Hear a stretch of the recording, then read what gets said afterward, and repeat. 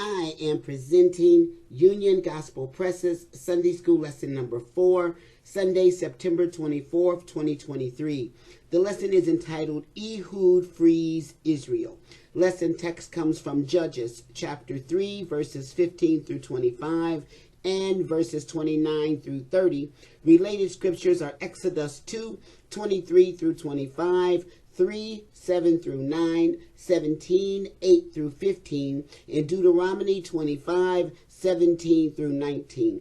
The places are near Gilgal, Jordan River Valley, and Moab. The time is 1316 BC. Have you ever wondered how you would handle a particularly difficult situation? This week we look at how God's people were given a deliverer who worked in God's strength to deliver them. Today's aim, facts, to show how Ehud delivered the people of Israel from the Moabites using the strength God gave him. Principle, to show that God cares for his people and delivers them through leaders who act in his strength. Application, to establish that God provides the leaders we need as well as the strength those leaders need to help us. Illustrating the lesson.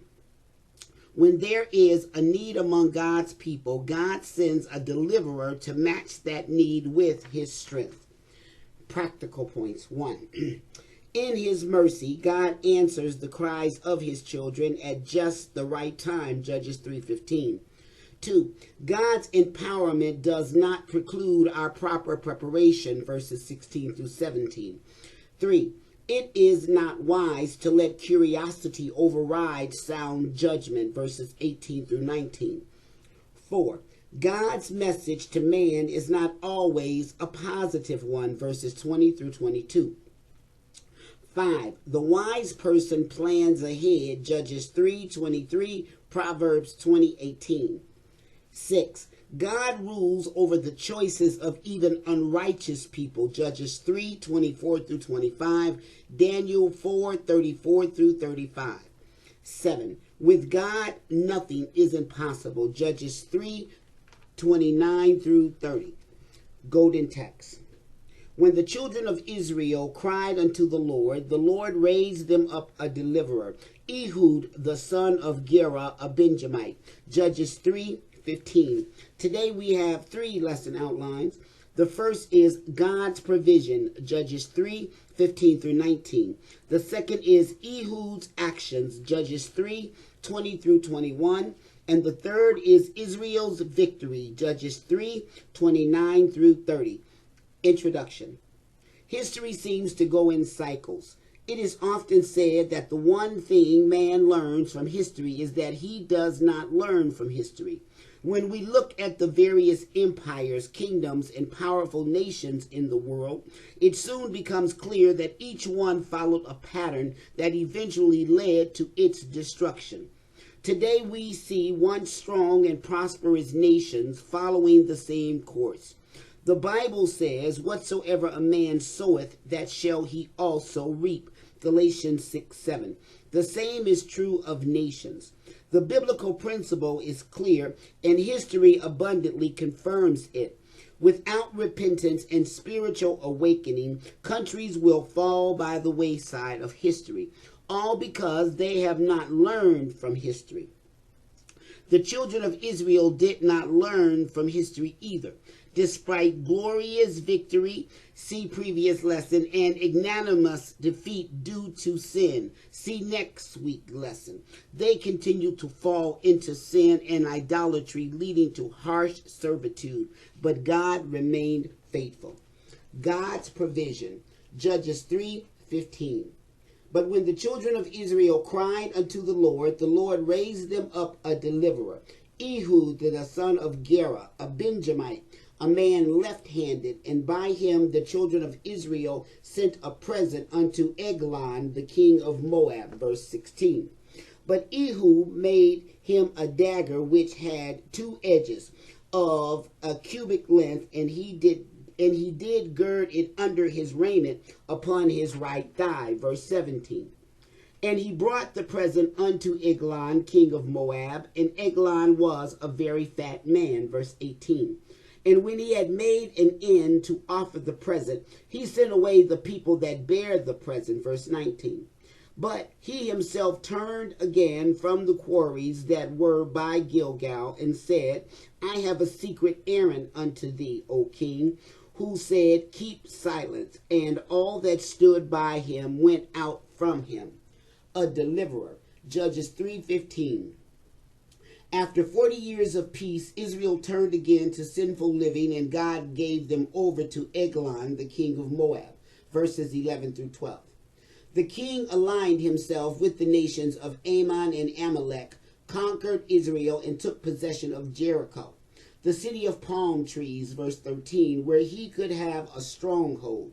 For 18 years, probably very long years to the Israelites, Moab remained dominant over Israel, verse 14. Finally, out of desperation, the children of Israel cried out to God for help. It is not strange that so many people have to become desperate before they will cry out to God for help. In the law he gave to Moses, God gave detailed instructions and warnings about being obedient to him. Leviticus 26, Deuteronomy 28. Why is it that people will not take God at his word and stay right with him? Why does human nature interfere and lead them to sin even when they know better? The result, of course, is often God's chastising. When this occurs, many of those same people blame God for their circumstances. God deliberately raised up just the right person to lead Israel out from under the domination of the Moabites. His name was Ehud, the son of Gera. He was from the tribe of Benjamin, which was located just north of Judah. He was left-handed, and an important detail in the development of this deliverance. Ehud, along with the other judges, was no ordinary person, but someone God had specifically chosen to bring about Israel's deliverance. Ehud was also respected as a leader of his tribe. It was his task to deliver the annual tribute that Eglon had imposed on Israel. In order to appease the king, it was necessary that someone important in the subdued nation deliver this tribute. This made the king feel more important. His ego was stroked when an official of the other nation had to be so humble. A dagger. Judges 3:16 through 17. The tribe of Benjamin was known for having left-handed people, of which Ehud was one, 2016. At a later point in Benjamin's history, we are told there were 700 chosen military men who were left-handed, 2016. In David's day, we are told, these are they that came to David to Ziklag, while he yet kept himself close because of Saul, the king of Kish, and they were among the mighty men, helpers of the war. They could use both the right hand and the left in hurling stones and shooting arrows out of a bow, even of Saul's brethren of Benjamin. 1 Chronicles 12:1 through 2. Obviously, Ehud was courageous, like his fellow Benjamite warriors, so when he sensed God's call to deliver Israel from the Moabites, he immediately began to prepare by making a special dagger. It was double-edged and about 18 inches long, 1 cubit. It was short enough, therefore, to be hidden under his clothing. Ehud strapped the dagger to his right leg, thus making it easy to quickly draw it with the left hand. Since most people were right-handed, such a dagger normally would be strapped to the left hand. The movement of his left hand would not be as suspect, giving him an advantage. What he planned to do would need to be quick and quiet. With this preparation completed, Ehud traveled to Jericho with the annual tribute, which was given to assure Eglon of another year of submissive compliance. The author added the detail that Eglon was a very fat man. This parenthetical thought will be significant in the outcome of the incident, as we are about to see. A deliverer, Judges 3:18 through 19. It is possible that the tribute required by Eglon was more than just money. Several men accompanied Ehud in delivering the tribute, so he apparently needed assistance. It might have been silver or gold, or perhaps even animals or wool. His companions perhaps carried the tribute for him. After it had been presented, Ehud and his companions left Eglon's presence and began the journey home. At a certain point, however, Ehud sent his companions on while he turned back. They had already traveled some distance, for it was at the stone quarries of Gilgal that Ehud sent his companions on their way as he turned back to return to King Eglon. There is not complete agreement among Bible scholars as to the identification of this place. The word for quarries in verse 19 could refer to graven images, and no doubt was a well-known place in Ehud's day. Some have suggested it might be a reference to the pile of stones Joshua made at Israel after Israel crossed the Jordan River, Joshua 4:19 through 24. When Ehud was again in the presence of King Eglon, he stated that he had a secret message for him. The Hebrew word is quite ambiguous and could imply a number of different things. Ehud might well have used this word on purpose so as not to give Eglon any clues about what it meant. It had its desired effect, because Eglon immediately commanded him to stay silent and not reveal his message while other people were in the vicinity. If it was secret, he did not want it revealed while others could hear. Everyone then left the room, evidently at Eglon's command. This left nobody there except the king and Ehud, which was exactly the way Ehud wanted it. Ehud's actions, verse 20. And Ehud came unto him, and he was sitting in a summer parlor, which he had for himself alone. And Ehud said, I have a message from God unto thee. And he arose out of his seat, verse 21. And Ehud put forth his left hand and took the dagger from his right thigh and thrust it into his belly, verse 22. And the haft also went in after the blade, and the fat closed upon the blade, so that he could not draw the dagger out of his belly, and the dirt came out, verse 23.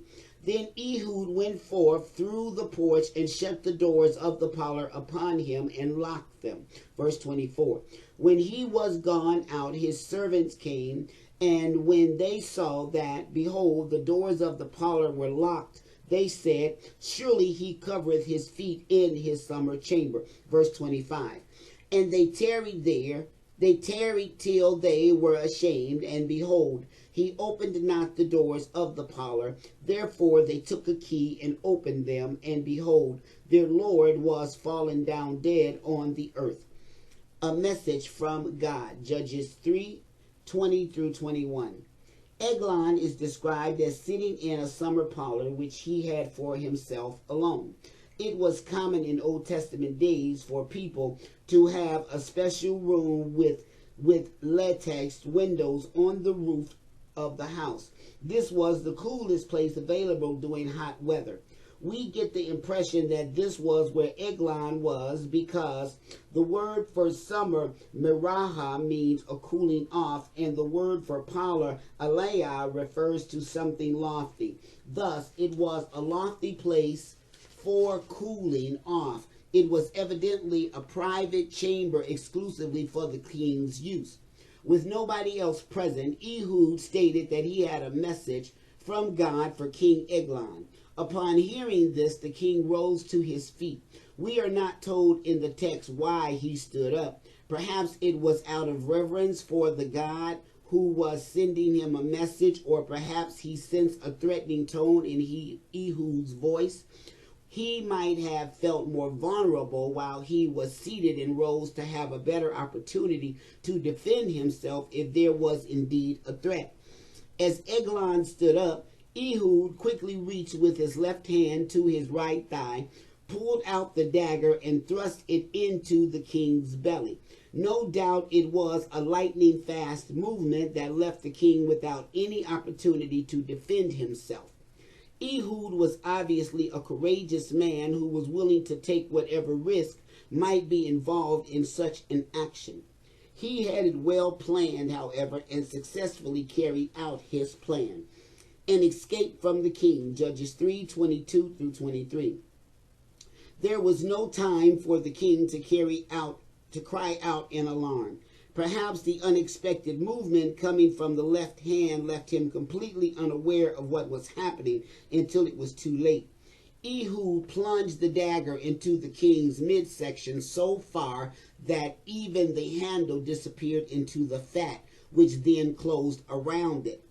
Since time was of the essence and Ehud would not want to be seen with blood on his clothes or body, he simply left the dagger in place and fled. If he had anticipated fighting his way out of the palace, he would now be unable to use his dagger to do so. In the meantime, Ehud's thrust was so effective that Eglon's bowels immediately eliminated, which appears to be the meaning of the Hebrew words used here. Ehud had thrust with all the force he could muster because he knew he would have only one opportunity to accomplish his mission of deliverance. He left the upper room and locked the doors behind him.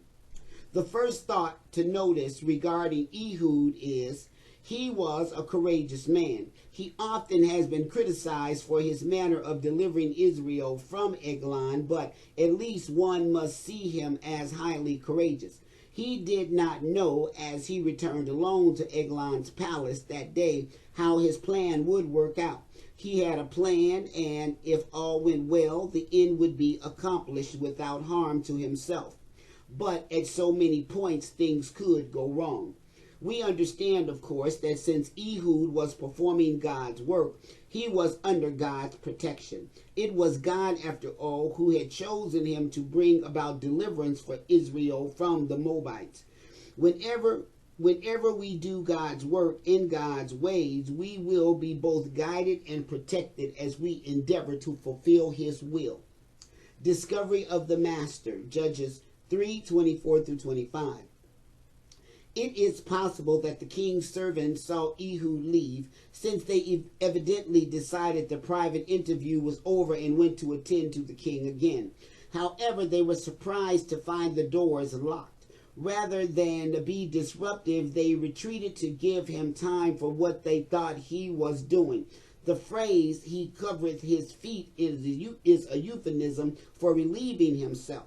They decided he was indisposed at the moment and did not pursue getting into the room. Eglon's servants waited a good while for the king to unlock and open his door. Finally, so much time had passed that they became uneasy to the point of embarrassment. They were, after all, the king's servants who must always be ready to serve their king.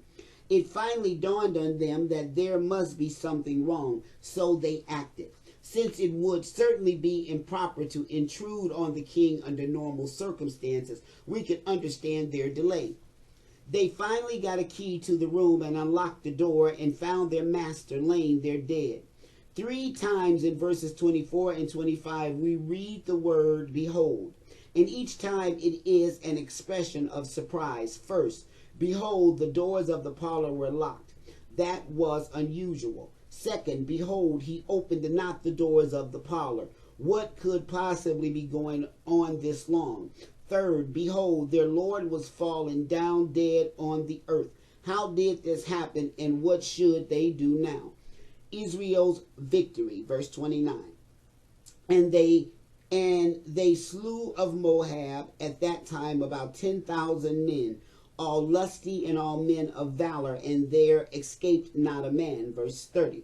So Moab was subdued that day under the hand of Israel, and the land had rested 80 years. The delay of Eglon's servants allowed Ehud to escape. He passed the place where he had turned back and went on to Sereth. Verse 20. This place has not been identified, but it was located somewhere in Ephraim. From there he blew a trumpet and rallied troops to join him. Verse 27. He then challenged them to follow him, for the Lord was going to defeat the Moabites and free his people from them. Verse 28. This was a strong statement of faith on his part, but he could make it because he was confident he was fulfilling God's plan. Everything he had done so far had succeeded in spite of the risks he had taken, and that seemed to give him further confidence that God was behind it all. The people of Israel sensed his confidence and responded to his challenge immediately. They gathered behind Ehud's leadership, seized the fords of the Jordan River that led back to Moab, and stopped the Moabites from returning home. Under Ehud's leadership, the Israelites killed 10,000 Moabites. All of them were described as being among the strongest and most elite of Moabite forces. They were all men of valor, verse 29. Israel did not just gain a momentary victory that day. The tables were turned and the Israelites became dominant over the Moabites. Moab was subdued that day under the hand of Israel, verse 30. And Israel enjoyed 80 years of peace. What an example this is of the way the Lord works on behalf of his children when they sincerely cry out to him and obey him by faith. Questions. 1. Which nation and king did God turn Israel over to when she sinned this time? 2. When Israel cried out to God, what man did he raise up to deliver the people from their enemies? 3. What physical trait did Ehud have that was prevalent in his native tribe? 4. What did Ehud make to assist him in this plot against Eglon? 5. What physical characteristic of Eglon is mentioned? 6. What did Ehud do after presenting the annual tribute to Eglon? 7. How did Ehud get everyone but the king out of the room? 8. How did Ehud escape? 9. Why did it take Eglon's servant so long to discover that he was dead? 10. How did Ehud bring about a great victory over Moab for Israel? This concludes the Sunday school lesson for Sunday, September 24th, 2023. Thank you for listening. God bless.